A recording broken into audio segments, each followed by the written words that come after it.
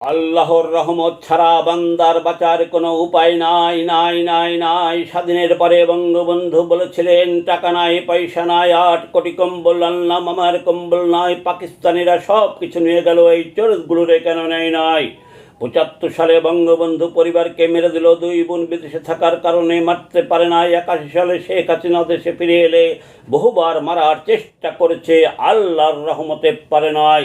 শেখ হাসিনা আল্লাহ ছাড়া কখনো কারো কাছে মাথা নত করে নাই।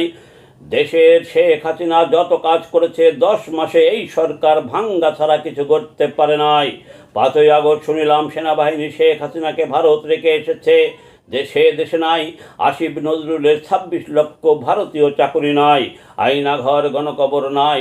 রূপপুর পারমাণবিক বিদ্যুৎ কেন্দ্রে কোনো দুর্নীতি নাই। চট্টগ্রাম ডিভিশন সরকার বলিল, ভারতের সাথে কোনো সম্পর্ক রাখার দরকার নাই। ভারত বাড়াবাড়ি করলে দেখবে তাদের 7 সিস্টার নাই।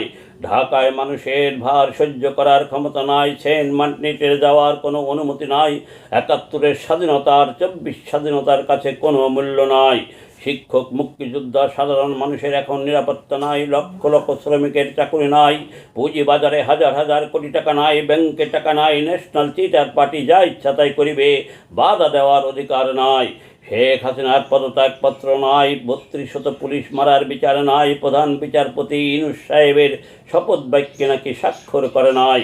শুনি ইউনূস সাহেব সহ কয়েকজন উপদেষ্টার বাংলাদেশের নাগরিকত্ব নাই। ব্রিটেনের রাষ্ট্রপতিকে দাওয়াত করেছে, ইউনূস সাহেবকে দাওয়াত করে নাই। তাই রাষ্ট্রীয়ভাবে ইউনূসকে সাক্ষাতের অনুমতি দেয় নাই, তাকে কেউ রিসিভ করে নাই।